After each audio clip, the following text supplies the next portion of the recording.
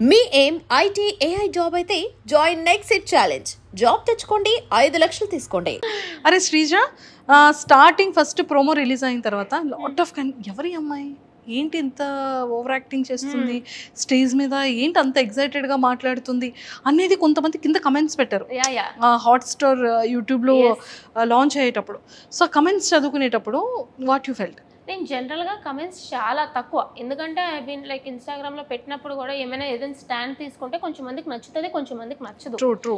So most of the నా content ఏంటంటే చాలా మందికి నచ్చకుండా కూడా ఉంటాయి. 70% నచ్చినా 30% నచ్చదు.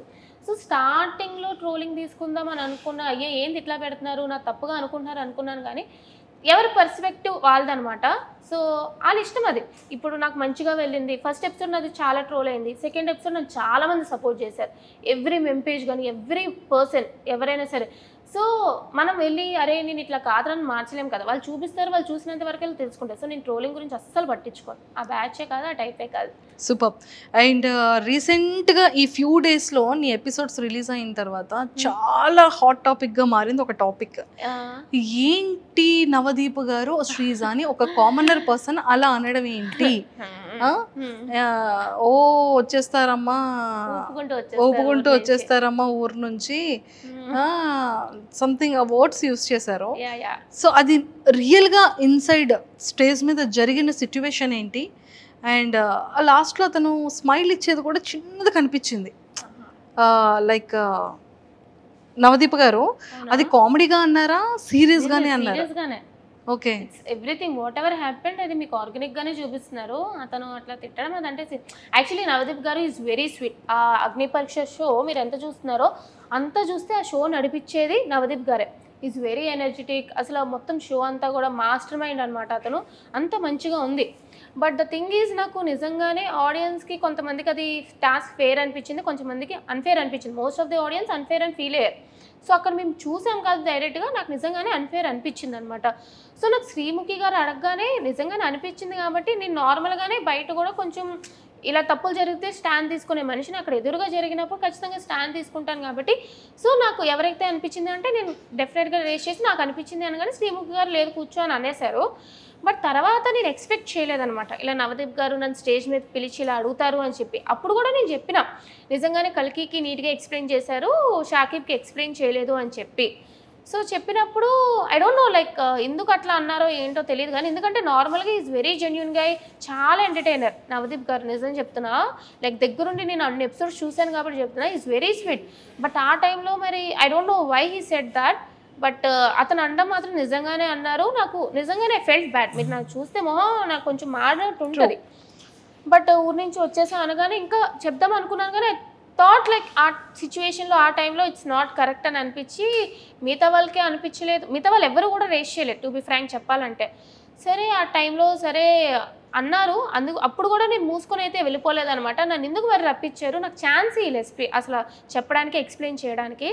సరే అని చెప్పి వెళ్ళిపోయినాను అనమాట. బట్ ఆ టాపిక్ ఇక్కడితో అయిపోయింది. ఇంకా దాన్ని క్యారీ ఫార్వర్డ్ చేసి నవదీప్ గారు కానీ షోలో కానీ లేదా నేను కానీ క్యారీ ఫార్వర్డ్ చేయలేదు. నెక్స్ట్ ఎపిసోడ్ చూస్తే it's all about fun entertaining అంతే తప్ప అదైతే క్యారీ ఫార్వర్డ్ చేయలేదు అనమాట. బట్ ఆ సిచ్యువేషన్ జెన్యూన్గానే అక్కడ జరిగింది. నన్ను తిట్టడం అట్లా జెన్యూన్గానే అయ్యింది. నువ్వేం చెప్పాలనుకున్నావు ఆ టైంలో? అదే లైక్ నిజంగానే అక్కడ అన్ఫేర్ జరిగింది టాస్క్ అనేది. కల్కికి నీట్గా ఎక్స్ప్లెయిన్ చేశారు, బట్ షాకిబ్కి నీట్గా ఎక్స్ప్లెయిన్ చేయలేదు. షాకిబ్ జనరల్గా కన్ఫ్యూజ్ అవ్వడానికి కారణం ఏంటంటే ఆ టాస్క్ నీట్గా ఎక్స్ప్లెయిన్ చేయకపోవడం వల్ల. అండ్ షాకిబ్ కూడా అక్కడ స్టాండ్ తీసుకోలేదన్నమాట తిన్నంగా. సో అదంతా ఎక్స్ప్లెయిన్ చేద్దాం అనుకున్నా, but I didn't get that much chance. అది అంతే తప్ప చిన్న. సరే ఇంకా రిమైనింగ్ అంతా హ్యాపీగా జరిగింది. You should watch the episodes, ఏమయ్యాయో ఏందో అప్ అండ్ డౌన్స్ టాస్క్లు ఎలా. కానీ చాలా మంచిగా టాస్క్లు ఆడావని బయట వింటున్నా. టాస్క్ ఇవన్నీ కూడా దెబ్బలు ఇవన్నీ కూడా టాస్క్ పరంగానే ఉంటాయి చాలా. కానీ కొంతమంది కంటెస్టెంట్స్ దగ్గర వింటున్నా ఏంటంటే శ్రీజాని వాంటెడ్ గా లేపారు.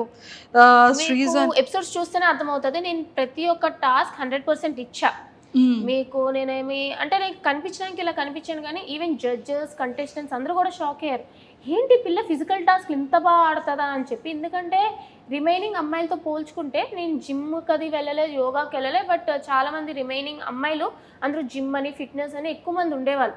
సో వాళ్ళు జనరల్గా స్ట్రాంగ్ అనుకుంటారు. నేను జిమ్ అది నా సాఫ్ట్వేర్ 24 గంటలు కూర్చొని పనే కాబట్టి నేను జిమ్ కదా ఎప్పుడు వెళ్ళలేదు.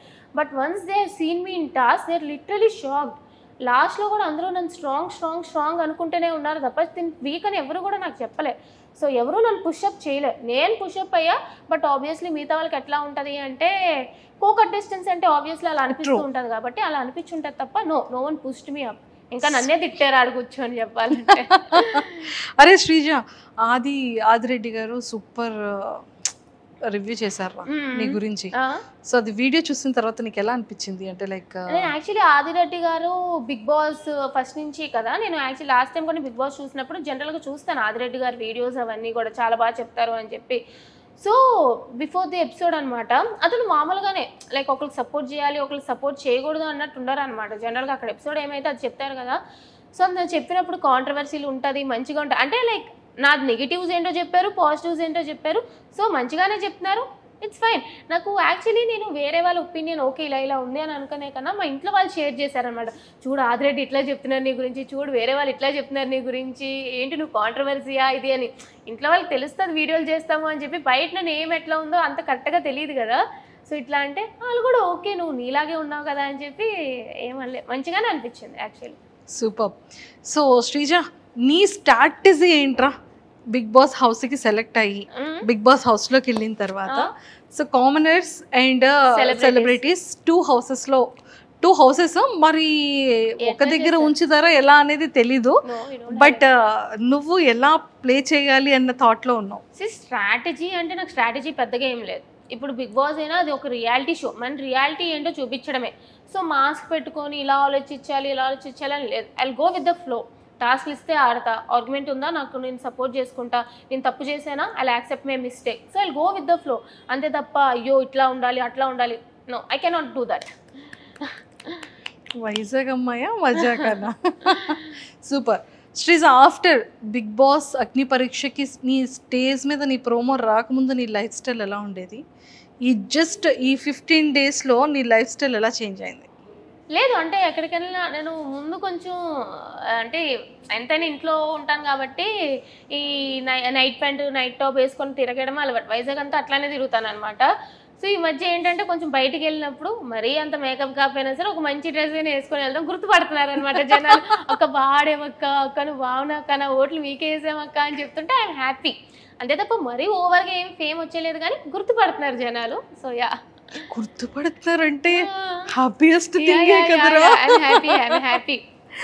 శ్రీజ, నీలో అంటే ఆఫ్టర్ స్టేజ్ తర్వాత నీలో ఏమైనా చేంజ్ చేసుకోవాలి ఇది నేను అనిపించే థింగ్ ఏమైనా? యాక్చువల్లీ ఏంటంటే నేను చాలా ఓవర్ థింకర్. సో టాస్క్లు అయినా సరే ఇంత ఇస్తే నేను ఇంత ఆలోచిస్తాను అనమాట. సో అది చూస్తారు మీరు కూడా. సో నాకు టాస్క్లు ఏమి ఇచ్చినా సరే నాకు నార్మల్గా కూడా లైఫ్లో కూడా ఓవర్ థింకింగ్ చేసేస్తూ ఉంటాను. సో ఒక టాస్క్ వచ్చినా సరే నేను చాలా ఎక్కువ ఆలోచిస్తాను, ఇది ఇట్లా ఎందుకు చేయకూడదు అలా ఎందుకు చేయకూడదు, విన్ అవ్వడానికి డిఫరెంట్గా అనుకుంటూ ఉంటాను అనమాట. థింకింగ్ కొంచెం ఎక్కువ అనమాట. సో దానివల్ల టాస్క్లో ఒక్కొక్కసారి అప్ అండ్ డౌన్ అవుతూ ఉంటాయి. బట్ ఓవరాల్గా ఓవర్ థింకింగ్ కొన్ని టాస్క్లు నాకు బాగానే పనిచేసింది. బట్ కొంచెం తగ్గియాలనిపించింది. అండ్ మోర్ ఓవర్ ఏంటంటే ఆర్గ్యుమెంట్స్లో నాకు జనరల్గా ఏంటంటే కొంచెం వేరే వాళ్ళకి కూడా ఛాన్స్ ఇవ్వాలి అని అనిపించింది. నా వాయిస్ టోన్ కొంచెం లెస్ చేసుకోవాలి అని. బికాజ్ నేను ఆర్గ్యుమెంట్ పెట్టినా వేరే వాళ్ళు ఆర్గ్యుమెంట్ పెట్టినా ఏంటంటే నా వాయిస్ వల్ల వేరే వాళ్ళకి కొంచెం ఇబ్బంది ఇరిటేషన్గా అనిపిస్తుంది. అంటే ఇక్కడ నుంచి వస్తుంది నా వాయిస్, కొంచెం వాయిస్ గట్టిగా అంటే ఇక్కడ నుంచి వస్తుంది, ఇక్కడ నుంచి